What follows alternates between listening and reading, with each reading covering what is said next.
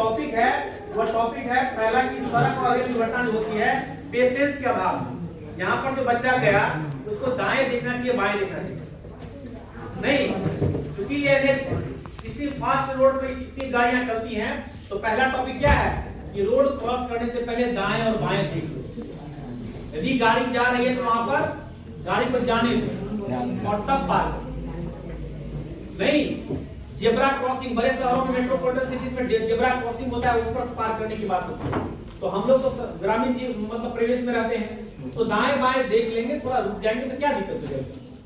जब गाड़ी पार कर देंगे तब हम जाएंगे। अब ये बच्चा बताओ कि जिसको चोट लगा है वो बच गया, उसकी जिंदगी बच गई, ये बहुत बड़ी बात है। तो बचने की संभावना नहीं।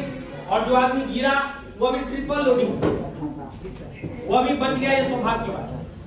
मैंने देखा है हॉस्पिटल में अधिकांश जो ब्रेन हैमरेज होता है वो टीनेजर्स को होता है, और यह मोटरसाइकिल जो कि अपनी सारी ताकत जो है सो एक्सीलरेटर पर 30, 40, 50, 60, 70, 80 पता नहीं अपनी सारी मर्दानगी अपना जोश अपना पूरा जगह एक्सीलरेटर पर डाल देता है। ये बहुत गलत चीज है।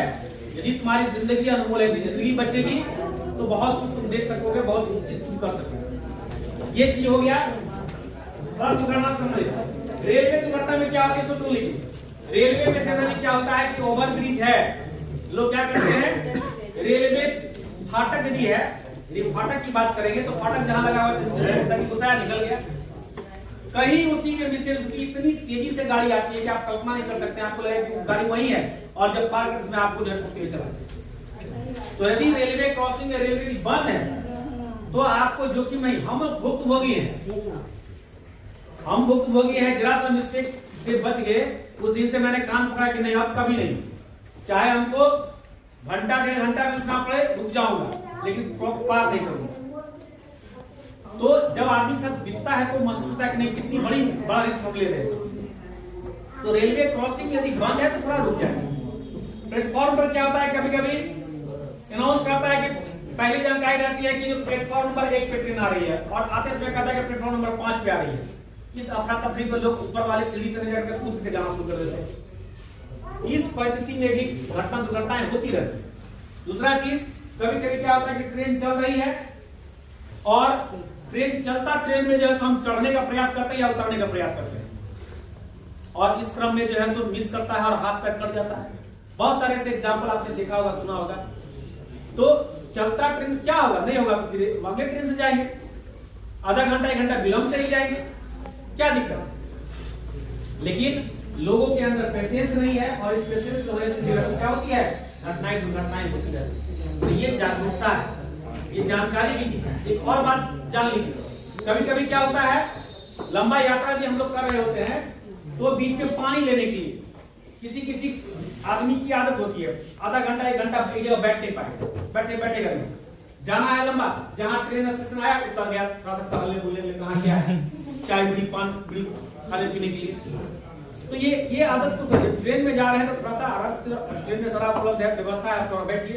यदि उतरना ही है तो आजकल मोबाइल ऐप में सारा पता है कि किस स्टेशन पे कितनी देर ट्रेन रुकेगी, ये रहता है।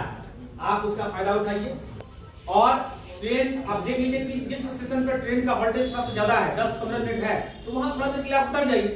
अब एक ट्रेन के लिए रुका हुआ है, वहां पर आप गए, वहां पर ट्रेन खुल गई, आप दौड़ रहे हैं, पैर स्लिप कर गया, गिर गए। एक और चीज क्या होती है, जब कभी बाथरूम वगैरह जाना हो, ट्रेन में है बाथरूम वगैरह जाना हो, तो ये एक टेक्निक है, मुझे किसी ने बताया, मुझे बहुत अच्छा लगा। क्योंकि आपको जैसे ये स्टेशन से ट्रेन खुली, आपको बाथरूम में बाथरूम चाहिए, क्योंकि आपका सामान यहाँ आप अकेले यात्रा कर रहे हैं, सामान आपका रखा हुआ है। यदि आप ट्रेन अब जब स्टेशन पर रुकने वाले हैं तब आप गए और चोर चक्का का भी नजर है तो क्या ये बाथरूम गया है लेकिन उतर जाएगा सामान। इसीलिए जैसे ही ट्रेन से स्टेशन ट्रेन खुली स्टेशन से आप बाथरूम चले जाइए और तब तक आप चले जब तक अगला स्टेशन पर ट्रेन रुके, ताकि आपका सामान सुरक्षित रहे। मेरे आंखों के सामने में सामान गायब होते हुए मैंने देखा। इसीलिए छोटी छोटी बातें हैं, यदि आप उसको एहतियात बरतते हैं तो आपके साथ जो है सो जान और माल दोनों की सुरक्षा हो सकती है। ठीक है, तो ये छोटी छोटी बातें हैं जो कि सुरक्षित परिवार में बताया जाता है, बताने के लिए सरकार के द्वारा कहा जाता है, और इसका इम्प्लीमेंट कीजिए, इसका लाभ उठाइए। इसी शब्दों के साथ आज का कार्यक्रम को समाप्त किया जाता है।